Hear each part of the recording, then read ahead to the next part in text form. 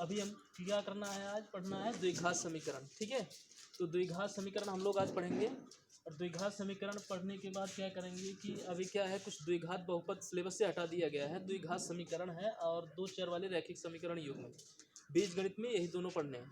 द्विघात बहुपद निकाल दिया गया, हटा दिया गया है, तो हम द्विघात समीकरण पढ़ेंगे। द्विघात समीकरण सबसे पहले जान लो, पहचानो द्विघात समीकरण किसे कहते हैं। ठीक है, तो द्विघात समीकरण किसे कहते हैं। द्विघात बहुपद आपने पढ़ा होगा, नहीं पढ़ा होगा तो समझ लो, कोई भी द्विघात बहुपद हो यानी पी एक्स हो, द्विघात बहुपद हो, कोई भी द्विघात बहुपद a x square plus b x plus c, ये द्विघात बहुपद है। यह किसके समान हो जाए, जीरो के समान। यदि कोई द्विघात बहुपद क्या हो जाए, जीरो के समान हो जाए, तो उसे क्या कहेंगे, द्विघात समीकरण। ठीक है, कोई द्विघात बहुपद किसके समान हो जाए, द्विघात बहुपद जीरो के तुल्य या जीरो के समान हो जाए, तो उसे क्या कहेंगे, द्विघात समीकरण। अब देखो, तो उसे द्विघात समीकरण कहेंगे। अब ये समझ गए द्विघात समीकरण किसे कहते हैं।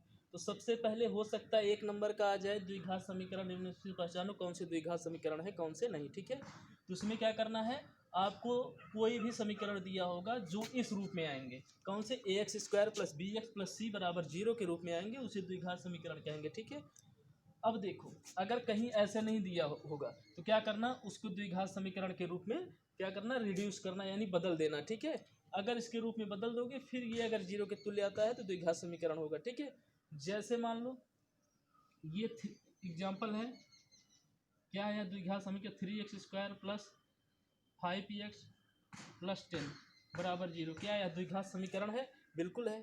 ठीक है, द्विघात समीकरण है, बिल्कुल है, तो ये द्विघात समीकरण है। अब क्या हो सकता है, सबसे अब तो ये हो गया क्या, इंट्रोडक्शन यानी परिचय, द्विघात समीकरण के बारे में एक छोटा सा परिचय। द्विघात समीकरण किसे कहते हैं, यह द्विघात बहुपद जीरो के तुल्य समान हो तो द्विघात समीकरण कहते हैं, एग्जाम्पल के रूप में ऐसे। ठीक है, यह a x square plus b x plus c बराबर जीरो, इसे द्विघात समीकरण कहते हैं। ये परिचय हो गया। अब द्विघात समीकरण पहचानना होगा तो हमारे लिए आसान है, द्विघात समीकरण किसे कहते हैं पहचानना है। अब देखो, द्विघात समीकरण में क्या होता है, द्विघात समीकरण में हमें क्या मिल सकता है, द्विघात समीकरण का हल। द्विघात समीकरण का हल कैसे कैसे किया जा सकता है, यानी द्विघात समीकरण का हल यानी इस द्विघात समीकरण का हल करो। इस द्विघात समीकरण में क्या करो, इसका हल करने के बाद हमें x की वैल्यू मिलेगी। द्विघात समीकरण है तो इसके हल करने के लिए, इसका मूल ज्ञान करने के लिए हमारे पास कौन कौन सी मेथड है। पहला है गुणनखंड विधि द्वारा द्विघात समीकरण का हल। किसकी विधि द्वारा, गुणनखंड विधि द्वारा द्विघात समीकरण का हल। दूसरी विधि क्या है, पूर्ण वर्ग बनाकर द्विघात समीकरण का हल, पूर्ण वर्ग बनाकर द्विघात समीकरण का हल। तीसरा क्या है, तीसरा हमारे पास है द्विघाती सूत्र द्वारा, द्विघात सूत्र द्वारा क्या करना है, द्विघात सूत्र द्वारा द्विघात समीकरण का हल। तो सबसे पहले हम क्या करेंगे, जैसे मान लो गुणनखंड, अब देखो द्विघात समीकरण का हल के लिए क्या है, हम 3 मेथड यूज कर सकते हैं। एक गुणनखंड विधि है, एक पूर्ण वर्ग बनाकर है, एक क्या है द्विघात सूत्र द्वारा उसके मूल या उसका हल निकाल सकते हैं। तो गुणनखंड विधि द्वारा सबसे पहले अब हम क्या देखेंगे, गुणनखंड विधि द्वारा द्विघात समीकरण का हल। गुणनखंड विधि, अब आप लोग देखो क्या है गुणनखंड विधि द्वारा द्विघात समीकरण का हल। सबसे पहले देखो तो हम क्या देखते हैं, गुणनखंड विधि द्वारा, अब हम आ गए गुणनखंड विधि द्वारा द्विघात समीकरण का हल। गुणनखंड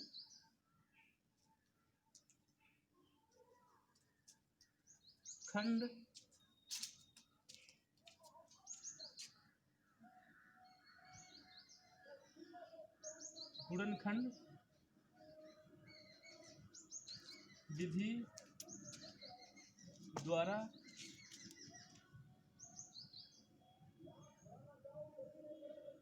द्विघात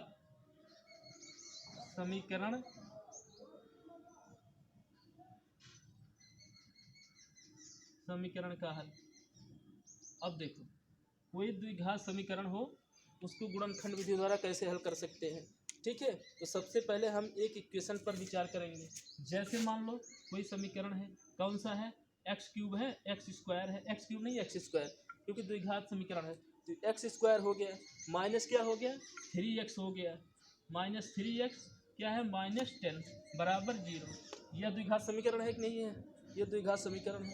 अब देखो इसका गुणन मूल ज्ञात करना है, यानी द्विघात समीकरण को हल करना है किसके द्वारा? गुणनखंड विधि के द्वारा। तो सबसे पहले देखो गुणनखंड विधि में क्या है, ये वाले मिड टर्म को क्या करो, ऐसे विभक्त करो, ऐसे विभक्त करो कि ये क्या हो जाए, जोड़ने घटाने पर ये स्वयं 3 आए और गुणा करने पर ये आए 10 आए। ठीक है, तो क्या करना है, ए का जो कोफिशिएंट यानी गुणांक है इसका गुणा किससे कर लेना है? सी से। ए का गुणा सी से करना है, जो आएगा इसको यहीं लिख लेना है। ठीक है, तो ए का गुणांक कुछ नहीं, कोफिशिएंट 1 है और सी यहाँ 10 है, -10 है। तो 1 गुणे क्या होगा -10 इक्वल क्या हो जाएगा -10 के हो जाएगा। अब 3 को ऐसे विभक्त करो कि जोड़ने घटाने पर स्वयं 3 आए और गुणा करने पर ये -10 आए। तो 3 को हम कैसे विभक्त कर सकते हैं, यानी 3 को हम कर सकते हैं एक्स स्क्वायर माइनस ये 3 को हम क्या कर सकते हैं 5 - 2 कर सकते हैं ना। 5 में से 2 गया यानी 5 - 2 इक्वल क्या हो जाएगा 3, ये बाहर x -10 और ये भी फुलफिल करेगा 5 मल्टीप्लाई -2 क्या हो जाएगा -10। ठीक है, तो ये बराबर 0, इसको इतने के बराबर, इस समीकरण को इसके बराबर लिख सकते हैं इसके रूप में। ठीक है, लिख सकते हैं। तो आगे देखो एक्स स्क्वायर -5x, ये ब्रैकेट खुल गया, माइनस माइनस क्या हो गया +2x -10 बराबर 0। अब देखो ये 0 हो गया। अब फिर देखो इन दोनों में कॉमन क्या है, x कॉमन है, x कॉमन है तो लिखेंगे x -5, यहाँ पे क्या बचा है x बचा, यहाँ 5 बचा। ठीक है, x -5, इन दोनों में कॉमन क्या है +2 कॉमन है, बचा कितना है x -5 बराबर 0। अब देखो इसमें और इसमें कॉमन क्या है, इसमें कॉमन है x -5, क्या बचेगा x +2 बचेगा, x +2 बराबर 0। ये दोनों 0 हैं, ये दोनों इनका मल्टीपल 0 आ रहा है, या तो ये बराबर 0 होगा या तो ये बराबर 0 होगा, या तो दोनों 0 के बराबर होंगे। ठीक है, तो सबसे पहले देखो यहाँ पर x -5 बराबर 0, क्योंकि ये x -5 बराबर 0 होगा तो 0 गुणे इतना कर देंगे तो 0 आ जाएगा। ठीक है, x -5 बराबर 0, x बराबर कितना आ रहा है 5, एक वैल्यू निकल गई। यहाँ से क्या करो, अगर इफ यदि x +2 = 0, x +2 = 0 यानी बराबर 0, तो x की वैल्यू क्या आ रही है -2। ठीक है, तो गुणनखंड विधि द्वारा किसी द्विघात समीकरण का हल इस रूप में कर सकते हैं। इसमें क्या करना है, इस मिड वाले टर्म को क्या करना है, विभक्त करना है या तोड़ना है। तोड़ना है किसके रूप में, ऐसे तोड़ो कि जोड़ने घटाने पर ये मिड टर्म स्वयं आए, x का गुणांक स्वयं आए और गुणा करने पर a × c के बराबर आए। ठीक है, तो इस रूप में हल करने पर मूल प्राप्त होंगे या हल होगा। तो गुणनखंड विधि द्वारा हल द्विघात समीकरण का हल कैसे किया जाता, समझ गए ना। ठीक है, तो देख लो। अच्छा ठीक है, नोट कर लिए, चलो ठीक। तो गुणनखंड विधि द्वारा हो गया। अब क्या करेंगे हम, पूर्ण वर्ग बनाकर क्या करेंगे, पूर्ण वर्ग बनाकर द्विघात समीकरण का हल। ठीक है, अब यहाँ गुणनखंड को मिटा दो, यहाँ लिखो पूर्ण वर्ग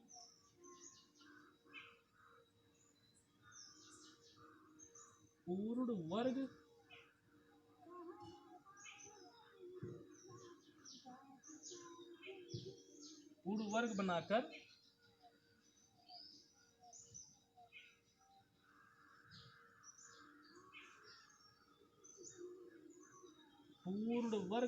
द्विघात समीकरण का पूर्ण वर्ग बनाकर द्विघात समीकरण का हल। तो अब इसमें क्या करोगे, सबसे पहले ये देखो एक एग्जांपल ले लो, पूर्ण वर्ग बनाकर द्विघात समीकरण का हल कैसे किया जाता है। मान लो कोई एग्जांपल दिया है और कह रहा है इसे पूर्ण वर्ग बनाकर द्विघात समीकरण का हल करो। तो एग्जांपल क्या दिया, मान लो एग्जांपल दिया है ऐसे, सवाल इक्वेशन दिया है x² + 4x है -5 बराबर 0। कह रहा है कि कोई द्विघात समीकरण है और इसे क्या करो, पूर्ण वर्ग बनाकर इसका हल करो। तो सबसे पहले क्या करना है इसमें सबसे पहले द्विघात समीकरण में क्या करना है, ये जो x का गुणांक है, x का गुणांक है, इसमें क्या करना है, इस वाले गुणांक में एक्स स्क्वायर ऐसे रहने दो। अगर x का कोई भी कोफिशिएंट है, एक्स स्क्वायर का कोई भी गुणांक है एक्स स्क्वायर का, तो दोनों पक्षों में उससे भाग दे दो।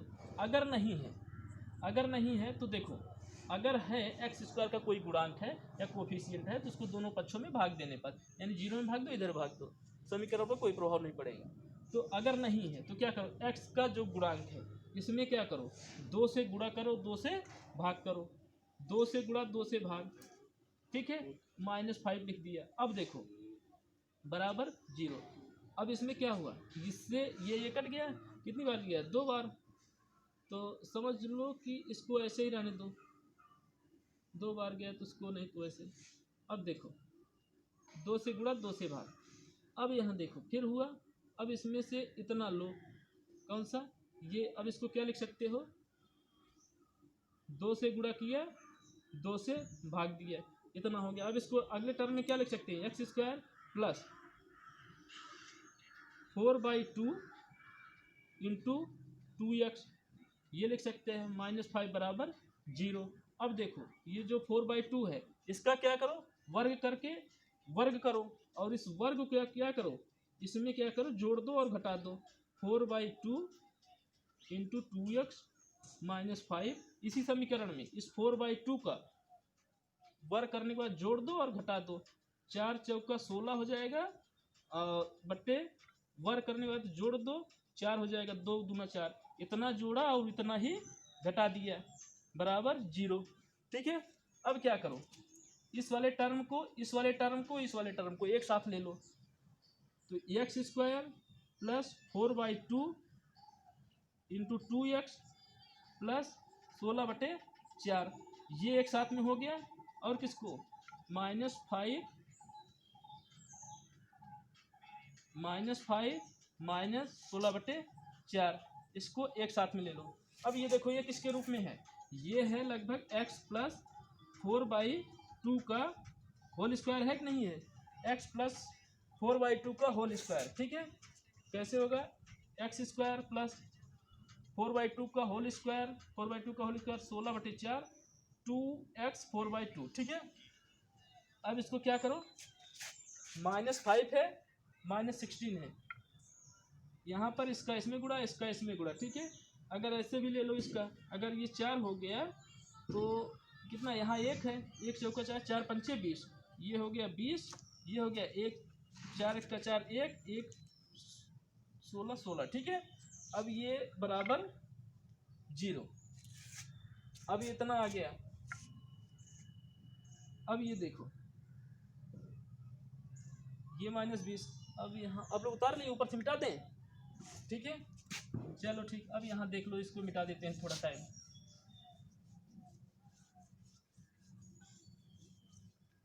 ठीक है, तो क्या करो, अब देखो यहाँ पर x प्लस 4/2 का होल स्क्वायर है, x प्लस 4/2 का होल स्क्वायर है, माइनस देखो -20 और 16 कितना हो जाएगा, 20 10 30 6 36, क्या -36, माइनस माइनस जुड़ जाएगा, चिन्ह वही रहेगा, 36/4, 20 और 16 क्या हो जाएगा, 36, 36/4। अब देखो ये कटेगा, 2 दूना 4, ये क्या हो जाएगा, 18 हो जाएगा, ये कटेगा, 2 1 का 2, 2 9 18, ये इधर बराबर 0 था। अब देखो इसको क्या लिख सकते हैं, x प्लस 4/2 का होल स्क्वायर -9 बराबर क्या आ जाएगा, 0। अब ये भी तो हो सकता है, ये भी कट सकता है, 2 आएगा, यहाँ क्या होगा, x प्लस 2 का होल स्क्वायर बराबर 9, इतना लिख सकते हैं, ये वाला मिटा दें। ठीक है, अब देखो x प्लस 2, इसको क्या लिख सकते हैं, x प्लस 2। अब देखो इसका हल वही होगा जो x square plus b x plus 0, यानी कि एक्स स्क्वायर प्लस 4x -5 बराबर 0, इसका हल वही होगा जो उसका हल था। तो हम क्या करेंगे, x प्लस 2 बराबर क्या हो जाएगा, +-3 यहाँ से। ठीक है, तो एक बार क्या करो, प्लस ले लो, एक बार माइनस। x प्लस 2 बराबर क्या हो जाएगा 3, तो x बराबर क्या होगा 3 माइनस 2, x बराबर 1।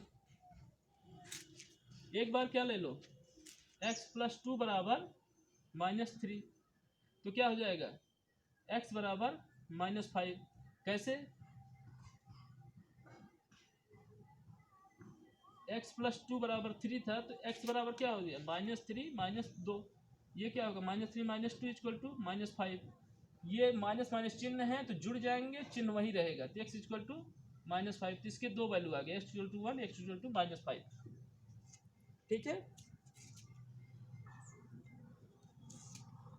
तो देखो हमने क्या किया, गुणनखंड विधि से द्विघात समीकरण का हल और पूर्ण वर्ग बनाकर द्विघात समीकरण का हल हमने समझाया। इसी तरीके से कोई भी क्वेश्चन हो आप गुणनखंड विधि से निकाल सकते हो, पूर्ण वर्ग बनाकर द्विघात समीकरण का हल या मूल निकाल सकते हो। अब क्या है द्विघात सूत्र द्वारा कैसे हल निकालेंगे, तो सबसे पहले द्विघात सूत्र कैसे निकाला जाता है उसको समझेंगे। इसके लिए हम क्या करेंगे अगली क्लास में देखेंगे। तो आज के लिए बस इतना ही। अगली क्लास में हम द्विघात समीकरण से कैसे निकालते हैं, द्विघात सूत्र द्वारा कैसे समीकरण के हल निकालते हैं वो बताएंगे। ठीक है।